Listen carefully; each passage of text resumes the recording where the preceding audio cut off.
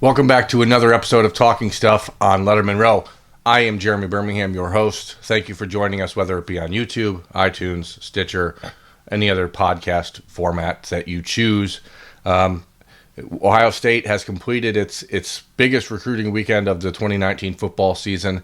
A huge weekend that the Buckeyes had, I was told, close to 50 or 55 recruits on campus for the game against Michigan State, one of the larger weekends that I can remember in recent history. And it's a weekend that was highlighted by a group of players we've talked about significantly already. The positions being the quarterback position, the running back position, and the defensive line. The three remaining spots in the class, really, and then you throw in another defensive back, as we talked about with Ryan Watts probably being the guy to fill that spot as they move forward. But Watts was not on campus this weekend. C.J. Stroud, the quarterback from Rancho Cucamonga, California, was. So was Coventry Bradford, the four-star running back from Lancaster, Texas. So was defensive end Tyler Barron from Nashville, Tennessee. Those three players and Watts make up what I think will be the real group that the final four pieces of the 2020 class come from.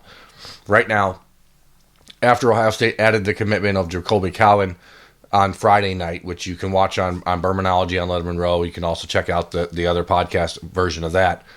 With Cowan in the mix, Ohio State has 23 commitments, 22 of them if you remove gray shirt kicker Jake Seibert. Since Jake will not be on scholarship immediately when he arrives at Ohio State, I'm counting it as 22 guys. That means I think there's room for four more. That means a quarterback, a running back, one more defensive lineman, and one more defensive back. So, first things first, let's start with the quarterback and C.J. Stroud. He is moving way up in the rankings. He's all the way up to the number 4 ranked pro-style quarterback in the country.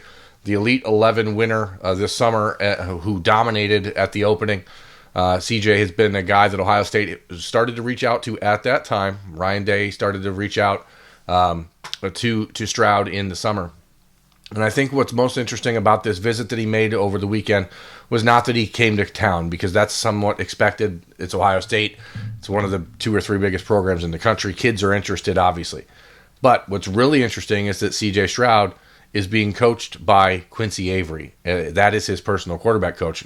If you're unfamiliar, Quincy Avery was Dwayne Haskins' personal quarterback coach and the personal quarterback coach of Justin Fields, who was really turned on to the Buckeyes by Avery when he decided to enter the transfer portal a year ago.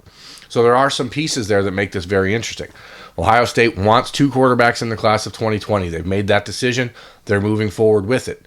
C.J. Stroud is the top guy on that list to join Jack Miller. But the beauty of Stroud is that in the event something goes haywire with Miller, even though he's continued to say he's fine with whatever they do in bringing someone else, Stroud is capable of being a headliner in his own right. If he were to commit to Ohio State and Miller were to decide to move on, which I don't think is going to happen, but it's a possibility. If that happened, then you have Stroud, and then you'd find another guy to add to him. So I don't think that this position is over with by a long shot.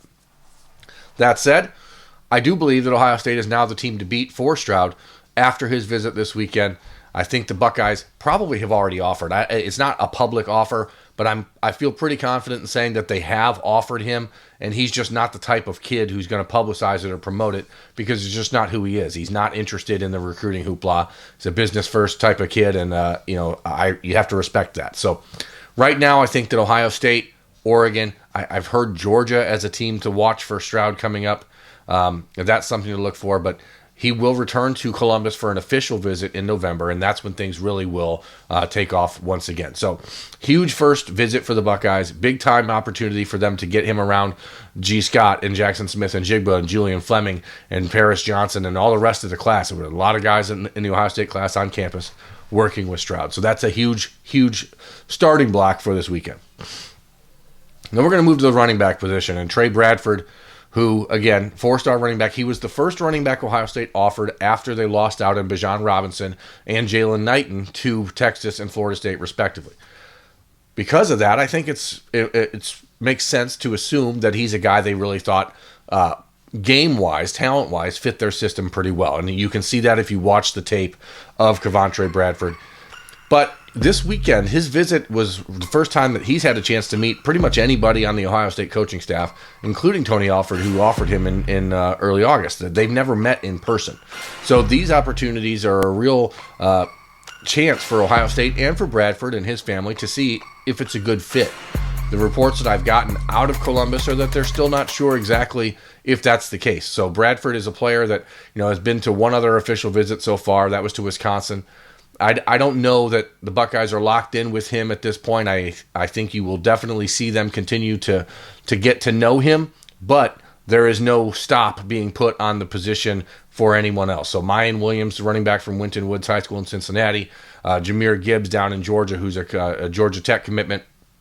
The efforts to find a spot for those players will continue full speed ahead as well, and they'll continue to get to know Bradford. But this was not a visit that you really should have expected a decision to come out of. He's said for a while now that his decision's not going to come till December.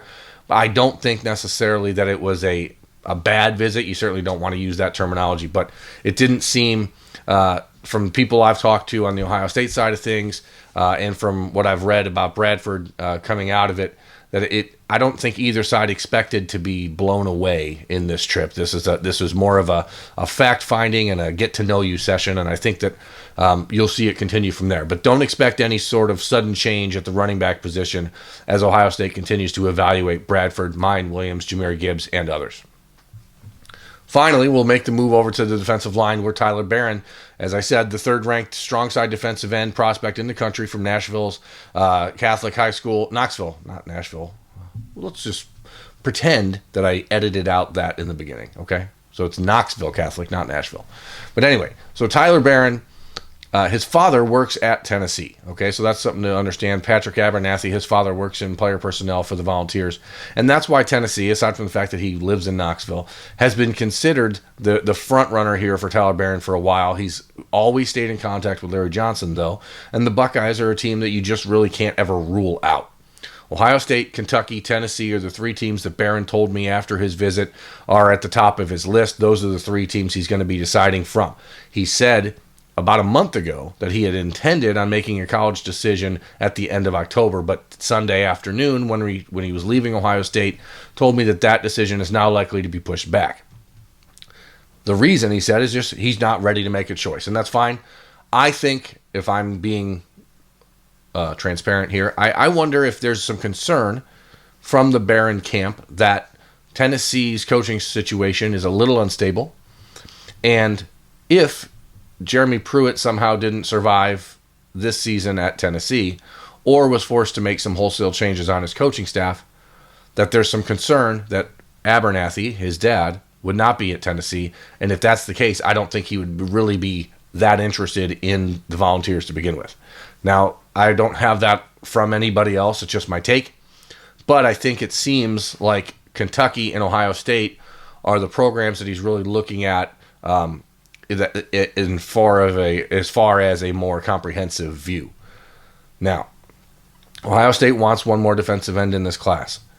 Barron is at the top of the list for Larry Johnson, according to what I've been told from people around Ohio State, but he's not the only one on the list. There's still guys like Xavier Carlton out in Utah and a handful of others that the Buckeyes are evaluating and watching. And again, Larry Johnson continues his way of recruiting, which is it is methodical, it is patient, and that's how he finds the guys that fits his system. Barron, 6'4", 6'5", or whatever he is in that ballpark, 255, 260 pounds, is a edge rusher, and that's what they're looking for. But he's not the only one out there, so keep an eye on that. I do think that Ohio State's in a really good position to land him, but I think there's moving parts in the air. So, or balls moving, parts moving, I don't know. Anyway, so that's it for this evening's edition of Talking Stuff on LettermenRow.com. I am your host, Jeremy Birmingham. Thanks for watching. Thanks for listening. Please like, subscribe, rate, do whatever else you need to do, and let people know about what we're doing here at Lettermen Row. And I appreciate your time. Thanks so much, everyone. We'll talk to you in a few days. Thanks for watching. Subscribe below to get the latest videos from Lettermen Row. We got Letterman Live, we've got the practice report, we got rapid reaction. Hey, and you know we got Buckeye IQ with Zach Bourne. For sure. We got recruiting breakdowns with Berm. We got whatever you need. Ohio State football and Ohio State athletics, we've got you covered here at Lettermen Row.